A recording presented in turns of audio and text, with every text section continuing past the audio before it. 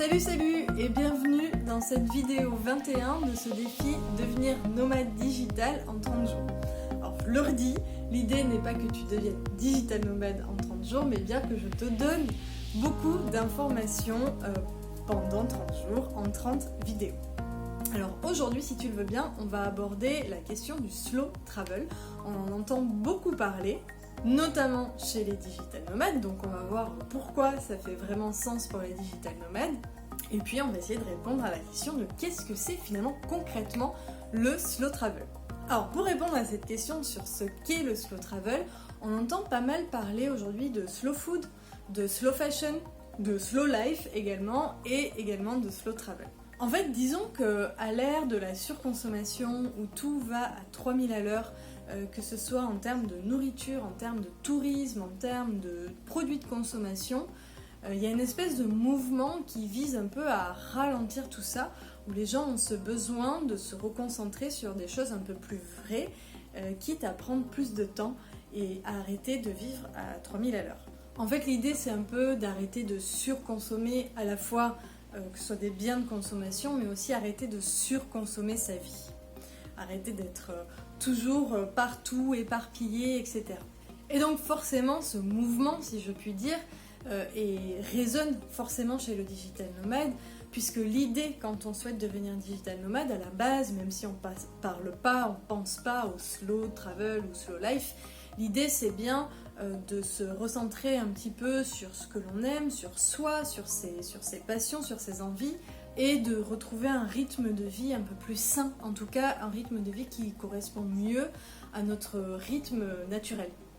Et donc stop métro boulot dodo, stop vivre à 300 à l'heure, et l'idée c'est de passer plus de temps avec ses enfants, c'est de profiter de ses week-ends, de ses jours de repos, de voyager, etc. Donc le slow travel, comme son nom l'indique, c'est bien le fait de voyager lentement. Donc l'idée c'est de ne pas courir après les visites, après les locations, enchaîner les pays, enchaîner les paysages, enchaîner les rencontres, etc. L'idée du slow travel c'est un peu de se sortir de ça pour vivre un peu plus naturellement dans les pays que l'on a choisis. On va vraiment privilégier le temps. On va prendre le temps de rencontrer les locaux, on va prendre le temps de s'installer un petit peu pendant quelques mois, quelques semaines. On va vivre un peu localement, on va essayer de trouver les bons plans sur place, etc. Quitte à louper des endroits fabuleux et qu'il faut absolument voir. Alors souvent c'est rigolo parce que quand nous on raconte un peu nos voyages et nos escapades, on nous dit mais t'as été là mais t'as pas été voir ça ? Ben non, on l'a pas fait et on s'en porte pas plus mal parce qu'on a vécu tranquillement. On a rencontré des gens superbes, on a vécu de manière locale, on a vu des choses, on a rencontré des gens que l'on n'aurait ni vu ni rencontré si on était un peu parti à 1000 à l'heure à vouloir absolument tout visiter. Alors comment on a croisé la route du slow travel ? C'était pas une décision genre ouais on part et on fait du slow travel. Pas du tout, au contraire, quand on est parti, on était dans l'euphorie totale, enfin on est libre, on peut voyager partout dans le monde et donc notre début de nomadisme digital, c'était clairement la fusée. On passait d'escale en escale, donc on était en voilier et on enchaînait les visites, on enchaînait les escales, on voulait absolument tout voir, ne rien louper. Mais en fait, ce qui s'est passé, c'est que très vite, premièrement, ça commence à ne plus faire trop sens. Enchaîner les paysages, enchaîner les rencontres comme ça très rapides, ça n'a pas vraiment d'intérêt, ça n'a pas vraiment de sens. Et deuxièmement, on s'est très vite rendu compte aussi au bout de quelques mois que travailler, être productif dans le mouvement perpétuel, ça ne fonctionne pas. En tout cas pour nous, ça n'a absolument pas fonctionné. Et je sais que je discute souvent avec d'autres digital nomades qui sont assez d'accord avec cette vision-là. C'est difficile quand on bouge tous les 2 jours de se caler un rythme de travail et d'être efficace. Donc finalement ce qui s'est passé c'est qu'on est arrivé en escale à Valence en Espagne et ça a été notre première grosse escale slow travel où on est resté 4 mois et on a vraiment découvert une autre façon de voyager, une autre façon de découvrir les endroits. On était un peu valenciens pendant 4 mois et c'était vraiment agréable.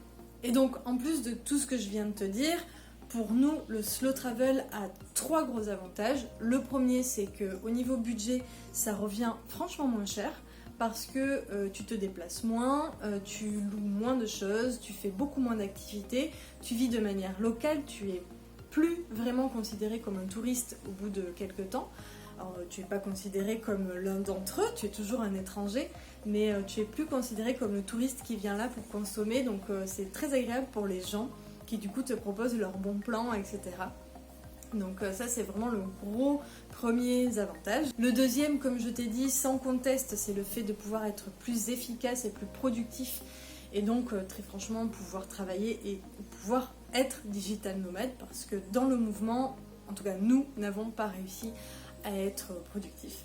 Et enfin pour moi le troisième avantage c'est celui que le slow travel va t'éviter le burn-out du voyageur. Et le burn-out du voyageur c'est en quelque sorte le fait de tellement enchaîner, d'aller toujours à 1000 à l'heure, de courir après les paysages, après les rencontres, après tout ce que peut apporter le voyage. Et c'est au bout d'un moment on se retrouve dans un espèce de trop-plein, ça fait plus sens. Et donc on subit un petit peu ce qu'on appelle le burn-out du voyageur.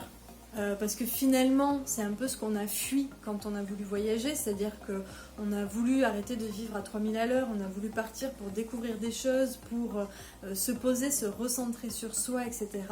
Et finalement le fait de courir après les destinations, c'est un peu l'effet inverse et finalement tu te retrouves un petit peu comme à Paris à courir toujours derrière quelque chose.